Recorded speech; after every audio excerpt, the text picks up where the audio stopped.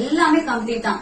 ஒரு ஹோம்ஒர்க் நம்ம கொடுக்குறோம், ஒரு மசாஜ் கொடுத்து அதை பிராக்டிஸ் பண்ணிட்டு வாங்க நம்ம சொல்றோம், இல்ல நோட்ஸ் ஏதாவது ஒண்ணு இன்னைக்கு முடிச்சுட்டு நாளைக்கு பெயிண்டிங் இல்லாம வரணும் அப்படின்னா நம்ம என்ன கொடுத்தாலுமே கொஞ்சம் கூட டயர்ட் ஆகாம பாப்பாவையும் பாத்துக்கிட்டு நிறைய நாள் வந்து சொல்லியிருக்காங்க, பாப்பா உடம்பு சரியில்லை மேம், பாப்பா தூங்கவே இல்லை, அவங்களோட ஃபேஸ் பார்க்கும்போதே தெரியும். நான் வரும்போதே இப்ப என்ன ஷாலினி கண்ணெல்லாம் டல்லா இருக்கு, ரொம்ப டயர்டா இருக்கீங்க, என்ன ஆச்சுன்னா நைட் எல்லாம் தூங்கல மேம் அப்படின்னு இவங்க நிறைய நாள் இந்த வார்த்தையை சொல்லியிருக்காங்க.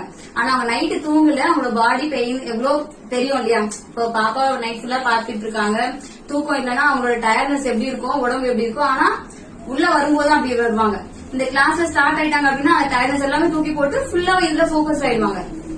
அந்த விஷயம் சீரியஸாவே இவங்களுக்கு வந்து நிறைய ரெஸ்ட்ரிக்ஷன்ஸ் இருக்கு, ஃபேமிலி பாத்துக்கணும், கிட்ஸ் இருக்காங்க, ப்ராப்ளம்ஸ் இருக்கு அப்படி இப்படின்னு சொல்லிட்டு அவங்களோட கனவை தள்ளி வைக்கிறவங்க மத்தியில இவங்களுக்கு வந்துட்டு கிட்டியும் பாத்துக்கிறாங்க, குட்டி பாப்பா அவங்களுக்கு வர ப்ராப்ளத்தையும் அவங்க ஃபேஸ் பண்ணிக்கிறாங்க, ஃபேமிலியும் அவங்க பாத்துக்கிறாங்க. கிடைக்கிற டைம்ல நல்லாவே ஹார்ட் ஒர்க் பண்ணி கிளாஸுமே சூப்பரா கம்ப்ளீட் பண்ணிருக்காங்க. சோ இவங்கள வந்துட்டு ஒரு ரோல் மாடலா எடுத்துக்கிட்டு இந்த மாதிரி நம்ம பிசினஸ் பண்ணணும், இல்ல நமக்கு இப்போதைக்கு முடியல, நமக்கு ஃபேமிலி ப்ராப்ளமா இருக்கு, இது ப்ராப்ளமா இருக்கு அப்படின்லாம் யோசிச்சு காலத்தை தள்ளி போடாம இவங்க ரோல் மாடலா வச்சு கனவு முக்கியம் அப்படின்னா அதுக்கேற்ற மாதிரி நம்ம சில ப்ராப்ளமே நம்ம ஃபேஸ் பண்ணணும்.